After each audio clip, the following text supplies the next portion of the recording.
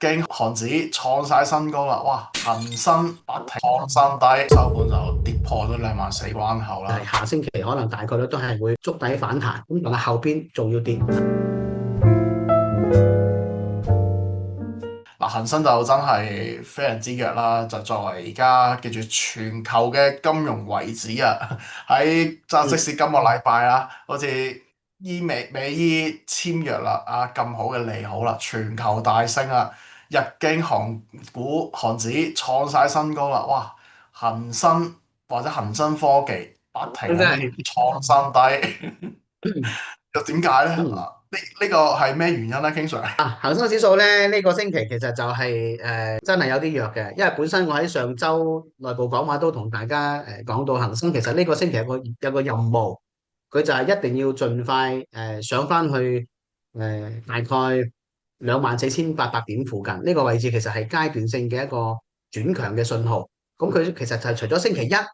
就盤中衝高之後達到咗呢個目標之後咧，咁跟住衝高回落之後，二三四就連續跌咗3日，並且創咗新低。咁呢個位置咧收盤定趨勢。從趨勢角度嚟講咧，其實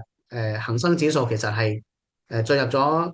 向下嘅一個尋找低位嘅一個拓展嘅，即係俗稱喺我哋嘅周期研究就叫級別拓展。咁從基本面嘅支撐咧，其實可能就係市場對於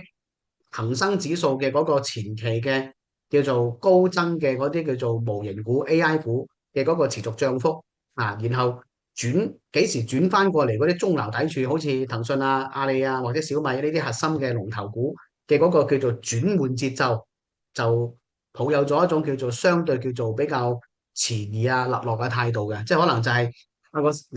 嚟一個市場真正嘅拐點咧，市場資金喺呢個位置就未能夠真正形成嘅合力，咁所以咧，我會覺得就係恒生指數咧，就大家要有個心理準備，就係可能接住落嚟啊，我哋下星期翻嚟啦，短期咧仲係會好快啫，就會觸底反彈，會彈翻一彈下嘅。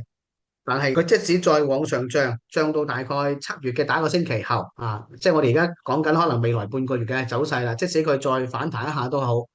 後邊仲要再跌，因為呢段時間出現咗級別拓展，成個市場預期係弱咗，所以弱完之後反彈再跌，呢個係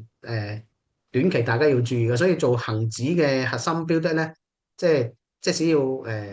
低級啊、抄底啊，個節奏稍為要放慢少少，即係唔係話唔睇好，只不過就係喺呢個位置下邊，市場未有形成真正嘅一個合力，因為指數要上漲，一定係要有大頭大哥嘅，即係有一啲領漲嘅指數同埋領漲嘅成分嘅。咁但係市場喺呢個位置仲未揾到呢一個代表出嚟之前，仲係要多一啲時間喺低位再打一打磨。咁啊，所以短期嚟講，我對恒指嘅一個最關鍵嘅預期就係市場對於盈利預期嘅核心未有統一，所以仲係要震盪，仲要喺低位嘅情況下要尋找一啲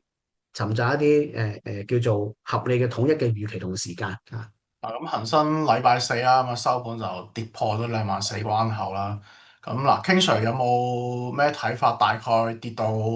咩關口咧？23000、22000？咁啊喺社群嗰度關注我最新嘅研究啦，因為我哋即將又去到七月初啦。七月初我會發布7月最新投研策略分享會嘅。咁上次我都同大家講啦，我哋係過去連續9個月，我對恒生指數嘅每個月嘅高低點咧，算係比較運氣好啦嚇，都基本上都個市場最終實際走出嚟嘅契合度咧，都達到每個月平均係95到98嘅。包括我哋揾到一季度嘅最高點啦，28000點啦嚇。即係因為當時我判斷一季度高點可能係喺27950點附近，咁同實際高點28000其實差唔多。包括5月份嘅高點嚇，大家都喺呢啲位置下邊可以適當去做一個重點參考。咁當然點解我喺呢個時候我唔敢講咧？因為同我哋嘅價值同埋趨勢研究當中有一個核心標準，你都知道嘅指令就係收盤定趨勢。咁我哋要等到6月份嘅月線趨勢數據出咗嚟啦，咁我哋先可能會更好去判斷二季度嘅走勢。咁所以咧呢個位置我哋只能夠先講住短期嘅預期。咁佢啱先我都同大家講過，未來嘅2個星期嘅可能預期就係下星期可能大概率都係會觸底反彈啊，可能呢個反抽或者震盪可能會去到7月嘅第一個星期。咁但係後邊仲要跌啊，呢個就係大概能夠睇到嘅一個預期嘅一個叫做節奏。咁具體點位咧，到時再留意我最新嘅一個研究啦。係啦，咁啊，大家可以捉緊頭先 King Sir 一個預判啦嘅節奏啦，咁就大家亦都可以去留意翻我哋社群啦，每日一個及時嘅更新啦。